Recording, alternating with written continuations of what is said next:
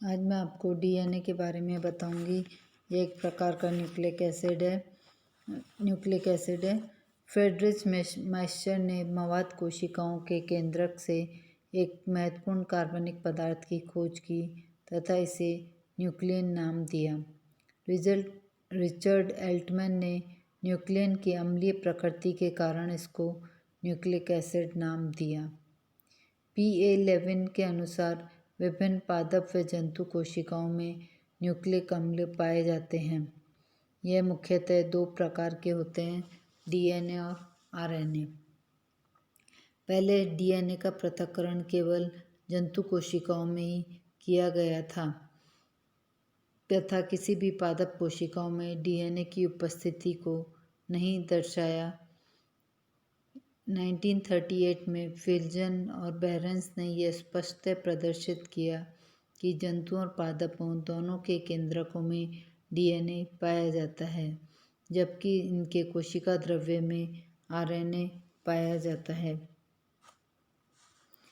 DNA chromosome का प्रमुख पदार्थ है जो कि आनुवंशिक कारकों पर नियंत्रण करता है। डीएनए मुख्यतः केंद्रक में पाया जाता है, परंतु मॉडर्न साइंटिस्ट ने माइटोकॉन्ड्रिया और क्लोरोप्लास्ट में भी इसकी उपस्थिति को सिद्ध कर दिया। अब इसका वितरण।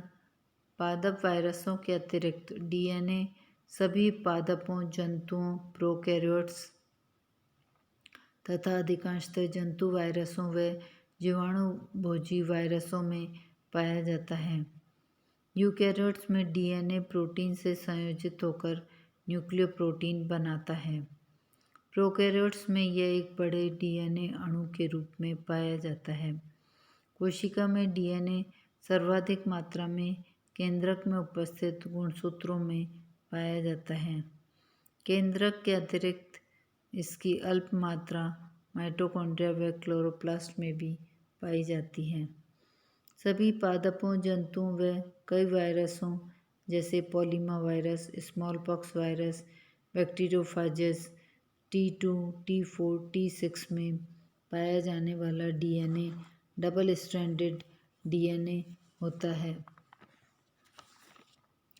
दोनों सूत्र परस्पर सर्पिल रूप से कुंडलित रहते हैं।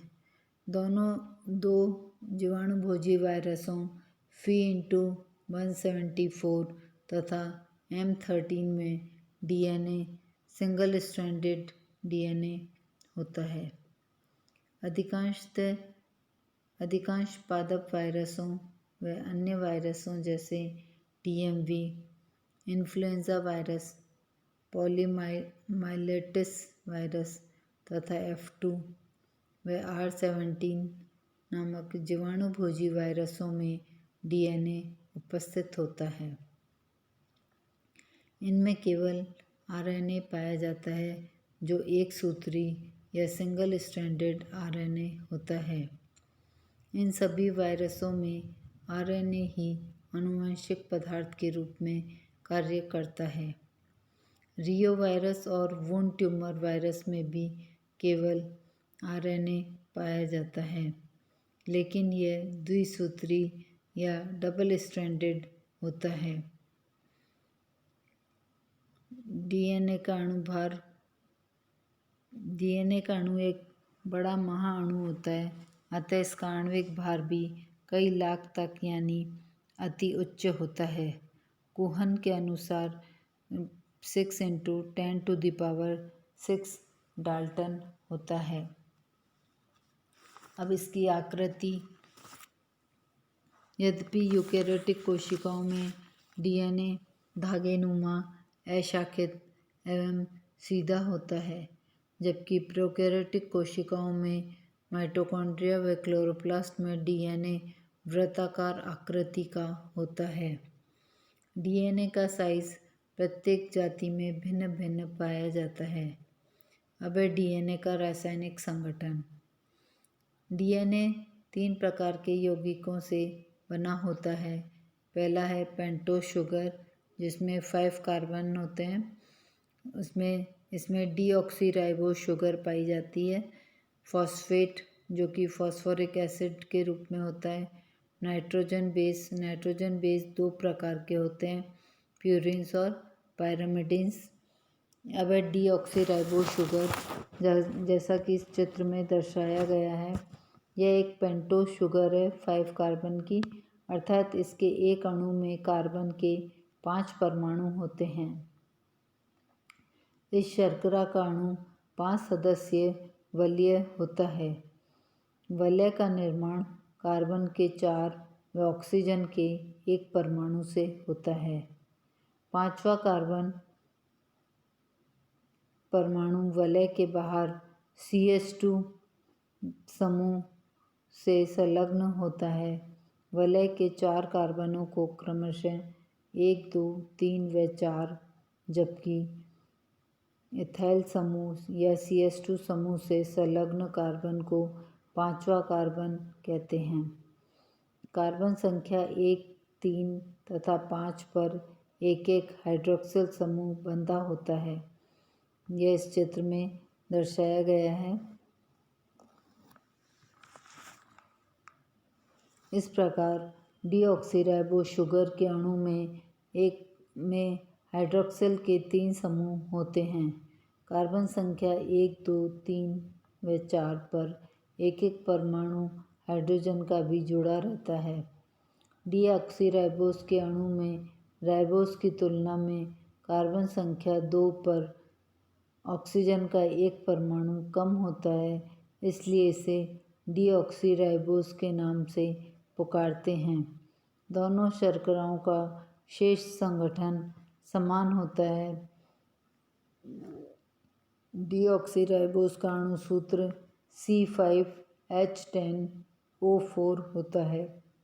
राइबोस शुगर का अणु सूत्र C5H10O5 होता है।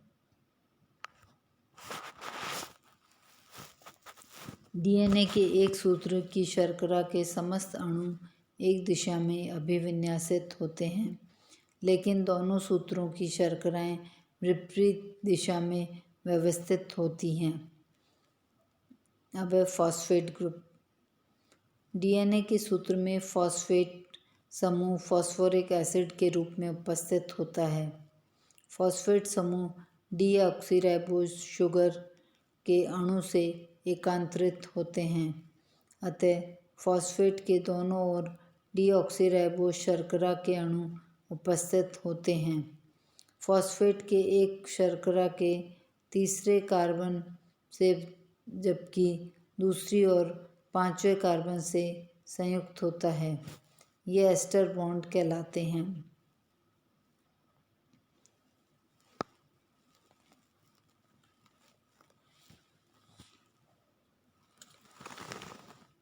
DNA के प्रत्येक सूत्र में 3 एंड तथा 5 एंड होते हैं।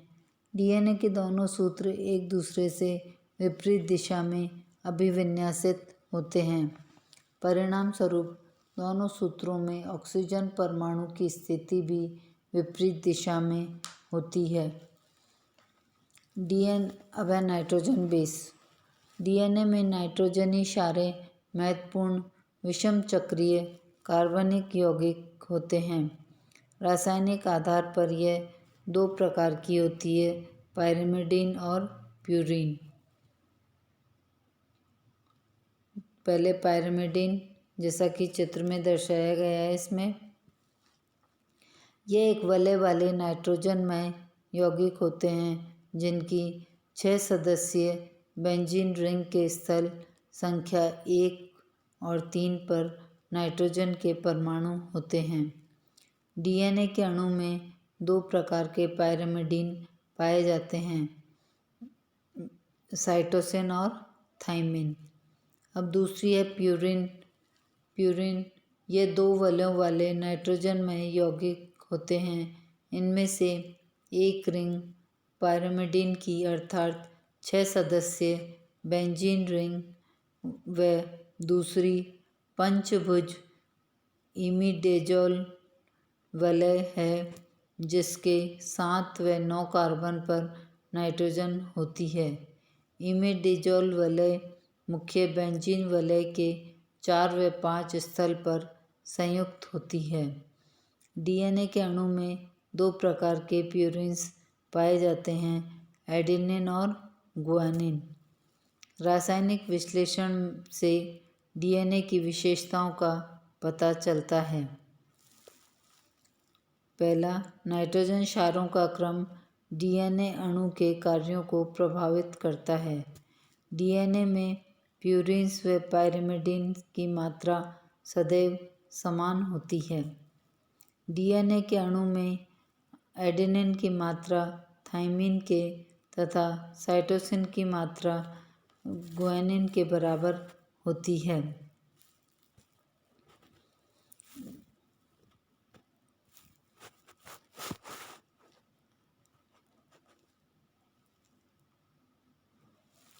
डीएनए में थाइमिन पाया जाता है और आरएनए में यूरेसिल पाया जाता है। अब इसमें न्यूक्लियोटाइड जो होता है, न्यूक्लियोटाइड में फॉस्फेट ग्रुप और शुगर होती है और नाइट्रोजन बेस होता है। इसी तरह न्यूक्लियोसाइड जो होता है उसमें शुगर और नाइट्रोजन बेस पाया जाता है।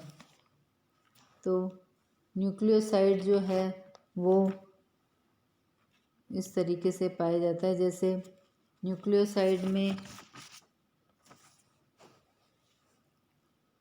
डीऑक्सी एडिनोसिन है जो कि शुगर और एडेनिन के मिलने से बनता है।